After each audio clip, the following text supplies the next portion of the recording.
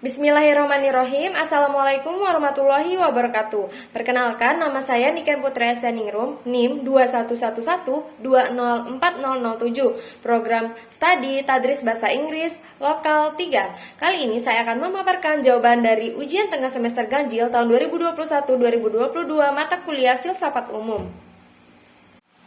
Baik, untuk pertanyaan nomor 1. Berfilsafat termasuk dalam berpikir, namun tidak semua orang yang berpikir itu meski berfilsafat, dan bisa dipastikan bahwa semua orang yang berpikir itu pasti berfilsafat. Baik, untuk jawaban saya di sini yaitu berfilsafat termasuk dalam berpikir, dan bisa dipastikan bahwa semua orang yang berfilsafat itu pasti berpikir.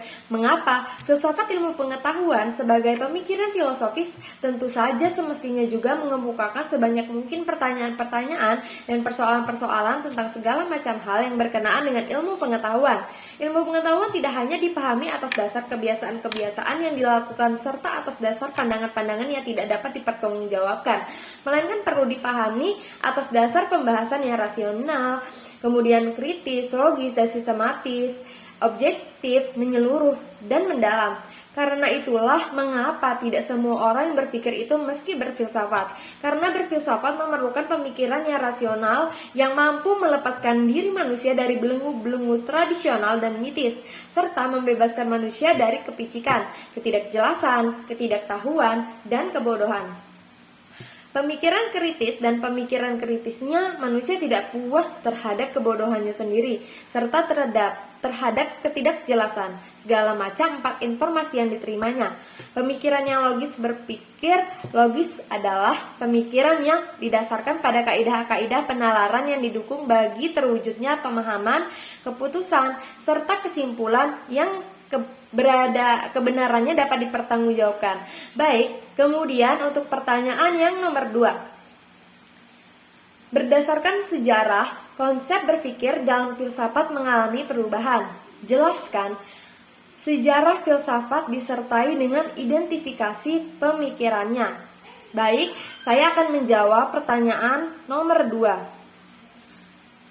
Seiring berjalannya waktu, filsafat berkembang dan berubah karena adanya pemikiran baru yang dirasa lebih modern, logis, dan aktual, dan dapat mematahkan pengetahuan yang sebelumnya. Sejarah filsafat adalah salah satu subbidang sentral tradisional dari filsafat yang mungkin dianggap sebagai cabang dari disiplin sejarah daripada filsafat yang dikenal lebih membahas kepada sejarah ilmu pengetahuan dan bukan cabang ilmu pengetahuan itu sendiri.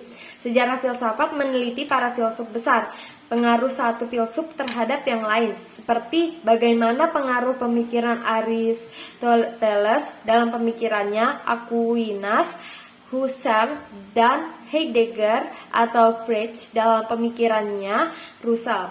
Selain itu juga membahas seluruh periode dalam pengembangan filsafat, seperti zaman kuno, abad pertengahan, era modern, abad ke-19, dan periode abad ke-20 sampai sekarang, abad ke-21 ini. Jadi pembahasannya dalam kajian sejarah filsafat adalah berusaha untuk memahami tokoh-tokoh besar, pengaruhnya terhadap orang lain, dan pentingnya mereka untuk isu-isu abadi dan kontemporer. Kemudian pertanyaan selanjutnya yaitu nomor 3. Jelaskan definisi filsafat dan cabang-cabang filsafat di bawah ini.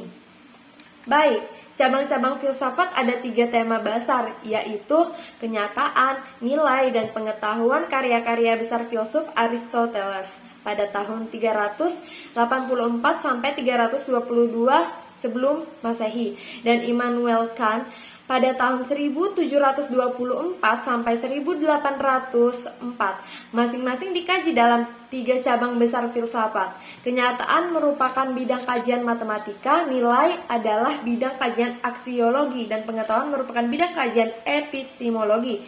Berdasarkan karakteristiknya, objeknya filsafat dibagi dua, yaitu yang pertama ada filsafat umum atau murni. Filsafat umum merupakan mata kuliah yang memberikan dasar dan landasan berpikir logis, sistematis, dan metodologis. Kemudian metafisika. Metafisika merupakan salah satu objek kajian filsafat. Dalam dimensi mungkin ada hal tersebut erat dengan definisi metafisika itu sendiri, yang bermakna tidak tampak secara kasat mata. Meskipun tidak tampak, namun segelintir orang meyakini keberadaannya sebagai sesuatu yang eksis. Adapun contoh metafisika berupa siksa kubur, ruh, jin, syaitan, sihir, dan lainnya. Metafisika cabang dari filsafat yang mengkaji persoalan mengenai keberadaan being atau suatu ekstensi. Adapun yang dimaksud yang ada atau being adalah membahas segala sesuatu yang dianggap ada dan mungkin ada. Kemudian metafisika terdiri dari 4. Yang pertama, ontologi, merupakan sebuah ilmu yang mengkaji mengenai hakikat sesuatu. Lengkapnya sebuah ilmu yang mencoba mengkaji tentang keberadaan atau eksistensi terlepas apakah itu dalam dimensi fisik maupun metafisik.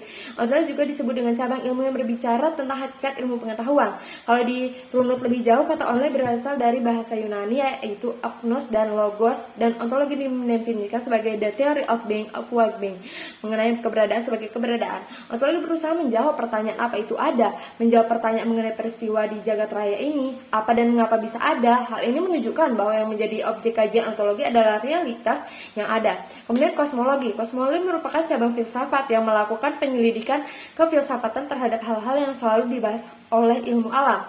Kajian kosmologi adalah pengetahuan filosofis tentang keteraturan alam. Kemudian humanologi adalah ilmu yang mempelajari manusia dan segala aspeknya secara umum. Adapun yang akan diulas dalam blog ini tentu mulai pemahaman unsur-unsur manusia, dilanjutkan dengan kelebihan, kekurangan, dan perkembangannya. Untuk pemahaman yang lebih kuat juga sedikit diulas mengenai manusia pilihan Tuhan, yaitu para nabi. Kemudian teologi. Teologi adalah ilmu yang mempelajari segala sesuatu yang berkaitan dengan keyakinan beragama.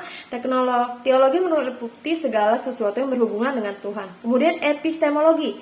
Istilah epistemologi berasal dari bahasa Yunani, yakni episteme yang berarti pengetahuan dan logos yang berarti teori. Dengan demikian, epistemologi adalah suatu kajian atau teori filsafat mengenai esensi pengetahuan.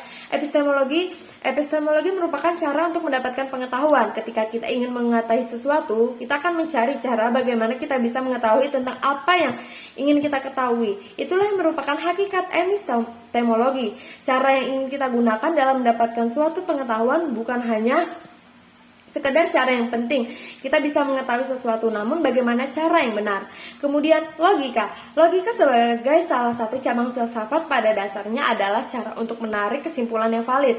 Secara luas, logika dapat didefinisikan sebagai pengkajian untuk berpikir secara sahih.